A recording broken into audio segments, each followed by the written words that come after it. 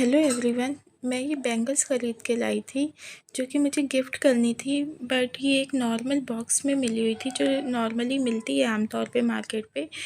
But मुझे इसको gift के बतौर देना था, तो मैंने इसको अलग से एक पैकिंग करी है।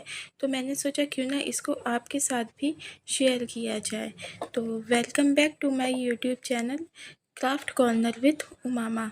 इसी के साथ हम इस वीडियो को इस बैंगल के साथ स्टार्ट करते हैं। तो सबसे पहले हम ये एक फ़ोम ले लेंगे और इसके ऊपर बैंगल रख के इसकी बैंगल के मेज़र से एक सर्कल ड्रॉ कर लेंगे। और जो हमने सर्कल ड्रॉ करा है बैंगल के साइज़ का, उसे 1 सेंटीमीटर एक्स्ट्रा मार्जिन लेके इसको हम कट कर लेंगे। इसको हमें राउंड शेप में ही कट करना है। अगर थोड़ा बहुत चेंजमेंट होता है शेप में तो आप पूरा पीस कट होने के बाद इसको डायरेक्शन दे सकते हैं, मीन्स मेन शेप दे सकते हैं। ये देखिए, ये हो गया इससे थोड़ा सा बड़ा। अब हम सेम साइज़ का दूसरा भी पीस कट कर लेंगे। हमें ऐसे फ़ोम के 2 पीस कट करने। और जो ये फ़ोम है ना, ये आपको बहुत ईज़िली घर पे अवेलेबल हो जाएगा, क्योंकि जब हम सूट लेके आते हैं तो उसमें ये फ़ोम बहुत निकलते हैं। तो मैं उसको फेंकती नहीं हूँ, मैं रख लेती हूँ ताकि किसी क्राफ्ट के काम आ जाए। तो ये देखिए, इसी के साथ हमारे ये 2 पीस रेडी हो गए हैं।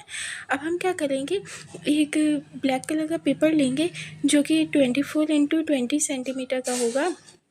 और उसके पहले साइड्स पे हम फेविकोल लगा के इसको राउंड शेप में कर लेंगे। ये देखिए, ये मैंने इसको लगाया है और इसको मैंने फेविकोल लगा के इसकी साइड्स जो है वो आपस में मिला ली है। जब ये हमारा पूरा अच्छे से सूख जाएगा तो उसके बाद हमने ये जो सर्कल काटा है फ़ोम का, इसको हम इसके अंदर डाल देंगे। और ऊपर अप्रॉक्स हम लोग 2 सेंटीमीटर का मार्जिन लेके, सॉरी 2 सेंटीमीटर का नहीं, ये इसमें मार्जिन 5 सेंटीमीटर का होगा, बट अगर आप इंचेस में देखेंगे तो ये 2 इंचेस में आएगा। और इस पर हम क्या करेंगे, कट्स लगा लेंगे जो नीचे का जो मार्जिन होगा उस पर।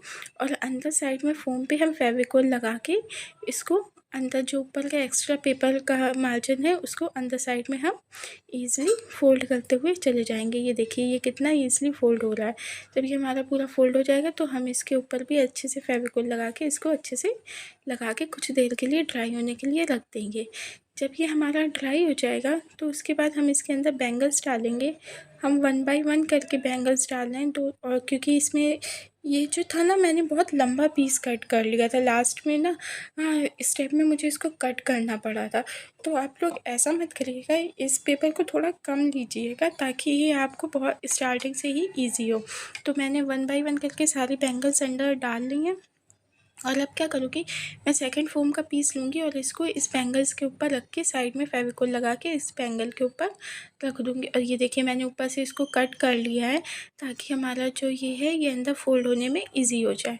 अब हम इसको क्या करेंगे, साइड से जैसे हमने बैक साइड पे कट किए थे वैसे ही इस साइड पे भी कट्स लगाएंगे। और इसको क्या करेंगे, अंदर साइड में राउंड शेप में ही इस फ़ोम के ऊपर लगाते हुए चले जाएंगे। आप ये देखिए, ये इसको हम थोड़े थोड़े से पार्ट में एक दो स्टेप लेके इसको हम अंदर साइड में फ़ोल्ड करते जा रहे हैं। और जहाँ आपको नीड लगे आप इस पर फेविकोल लगा के इसको लगा सकते हैं।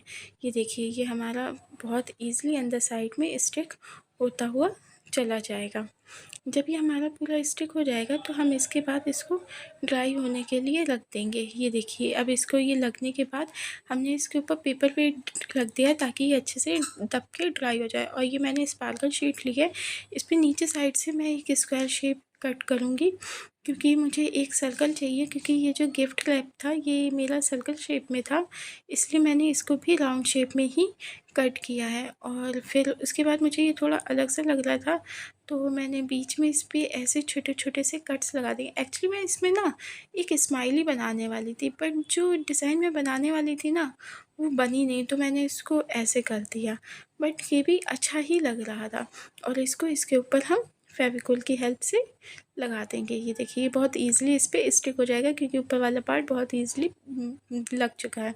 ये देखिए, अब ये इस पर लग गया है। अब इसके बाद हम क्या करेंगे, ये जो साइड का पार्ट था ये बहुत ही सिंपल सा लग रहा था, तो उसके लिए हमने क्या किया है, इसके ऊपर ये जो हमारे पास कलर थे, इसमें सिल्वर कलर का स्पार्कल कलर था, तो मैंने उसका यूज़ करके इस पे पूरे पे छोटी-छोटी सी बिंदी या डॉट कह लें, जो भी आपको सही लगे वो मैंने रख दिया, ताकि ये बॉक्स जो है देखने से थोड़ा-सा अट्रैक्टिव लगे। तो ये देखिए, मैं इसको पूरा ऐसे ही इस बॉक्स को अच्छे से डेकोरेट कर लूँगी।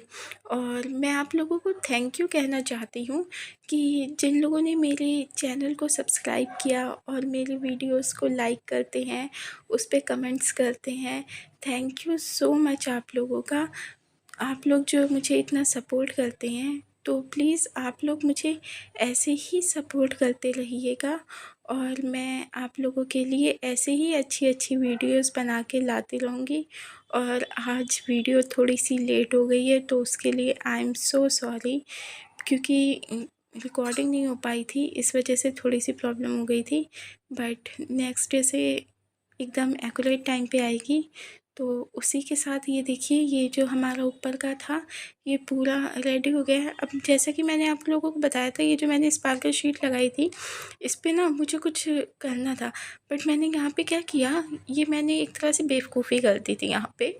मैंने इस पे कलर लगा दिया था, जो कि मुझे खुद भी नहीं अच्छा लग रहा था।